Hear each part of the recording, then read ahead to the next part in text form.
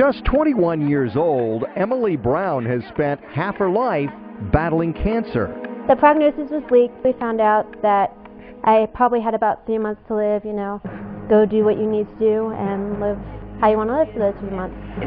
It's an extraordinary journey, and that's the only way to describe it. It is. A pediatric oncologist from the University of Colorado's Cancer Center, Dr. Leah Gore, has been by her side during the highs and lows. For 10 years, I've been cancer-free. She has been friend, counselor, doctor, part-time mother. She has been everything for the whole time. One of the things that happens is that new and exciting treatments that come out in the news that you hear about on television, oftentimes there's a 5 to 7 year lag before those drugs actually get to children with cancer. And so we've worked very hard to try to shorten that period of time so that we can bring exciting therapies to kids quicker. And we did not know it at the time, but if you put it in the brain or against the spinal cord, that small amount of platinum is horribly toxic. And we learned that in dogs. Early in her cancer journey, Emily received help from the veterinary oncologists at Colorado State University's Animal Cancer Center. That'll help us determine level of concern. Having Emily Brown come up to CSU the other day was certainly motivational for me and did tie together why we're here, why it's important to decrease the side effects of our treatments, and why it's important to increase the benefits of our treatments. And that ultimately it's a breathing living person or a breathing living dog who's the beneficiary of all this work. What I'm going to encourage her to do is to participate in one of the clinical trials. On a whiteboard in the rounds room of the ACC, oncologists have mapped out numerous clinical trials for animal patients who have run out of options. And then we do MRIs and biopsies. Emily looks at the board in amazement and sees nothing but hope. And answer the questions fast. That's one of the big advantages. My chemo started here, and it was translated to a hospital at CU. Then it was given to me. I wouldn't be here if it weren't for CSU and CU working together, and working together very, very well.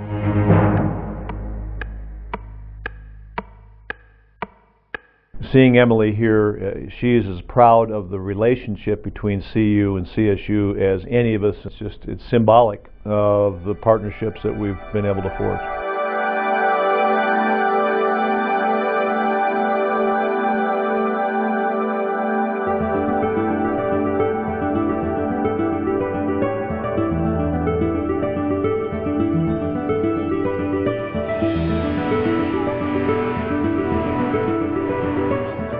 Emily is the face of cancer research in Colorado. She's alive because 2 world-class institutions joined in the fight against cancer. There's only one enemy, there's only one goal. That's to get rid of cancer, and we do it better as a team than we do individually. We can't do surgery while it's at its peak because and the reason is that cancer is cancer. Animals have cancer, humans have cancer. Be good. CSU is probably the best place in the country to be treated if you happen to be a Labrador with cancer. If you're a human with cancer, CU is one of the best places in the country to be treated. here's a good boy. The pets always get very good care, and the doctors there talk about their patients the same way we talk about our patients. I mean, that's just a mild to moderate amount of fluid. That's not a lot. Most cats with this are not going to be in respiratory distress. In the area of cancer research and our efforts to fight cancer in all species, people and pets, the only thing that separates CSU and CU is the letter S. I mean, we are on the same page in terms of what we're trying to do in our research. The animals that are treated here are treated not as laboratory animals, they're treated as patients, and that intent to treat and the careful scrutiny of toxic side effects and all the things associated with cancer therapy in humans, I think makes them a better model. So you've actually made this drug work. So that must mean it works more than 100 times better. So you take those two very different on the face of it things, and you then combine them together, and what you get is a synergy where the knowledge that we get out of working together and complementing each other in the ways that we do leads to us making faster progress, learning more than we would have done otherwise. This multifaceted collaboration has a 20-year track record, but today there's an unprecedented amount of sharing expertise and swapping ideas. We really have an opportunity to interact with some just great minds at CU, bounce ideas off of, share interests, and that's really springboarded a number of collaborations. You're actually speaking not as a single investigator who's doing this testing, and so when you talk about the program, the science, really present it with a level of confidence that I think only comes because you have that collaborative team in place.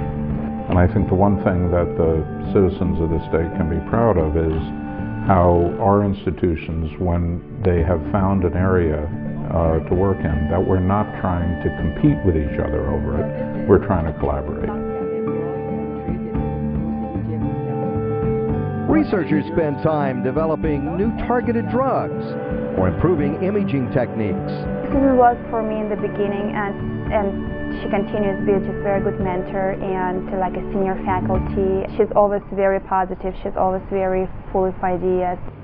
She brings to the boards the biochemistry, and I bring to the table the animal imaging background, and so I'm able to help her with her work and she helps me with mine. This is a new study with bone tumors at CU again with Dr. Duke, where we're looking at fast ligand.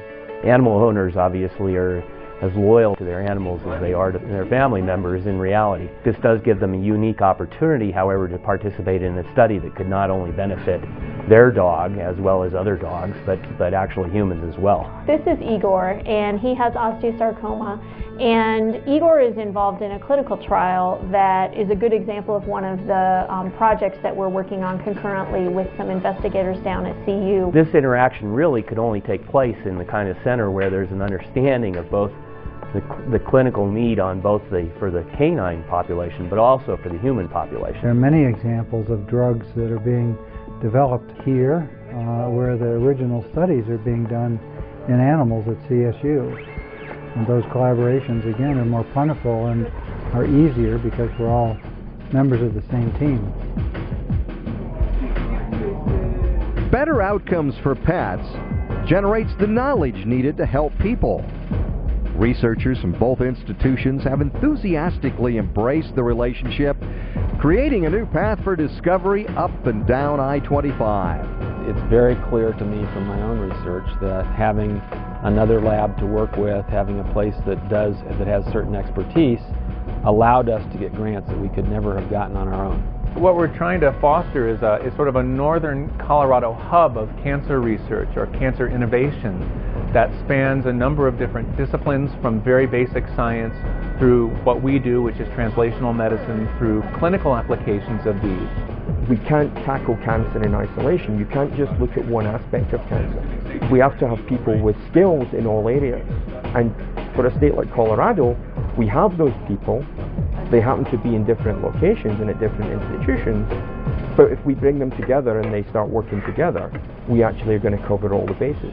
There is not another sort of environment that has this degree of collaboration and this degree of really, really smart people sitting around putting their heads together. Everyone feels comfortable that we're in here for the final end game, which is how do we do our best to make cancer a thing of the past. Today we're going to shave Emily's head. Mike has already shaved his head. Emily shaved her head to raise money for cancer research. She knows what it takes to deliver expert, compassionate care. She also knows what can happen when two focused universities pool their talents to create discovery and hope. They really need to have that partnership. I mean, otherwise there won't be the strides forward that they've had so far. Together, they are absolutely 100% that much better. There's still cancers that are currently considered incurable, or even if they're not incurable, the therapy has such high toxicity, and really the goal for this is to try to do better at both of those things. And without an incredible collaborative relationship, it's not going to happen. The future looks bright. Two institutions, one goal, and many success stories yet to be told.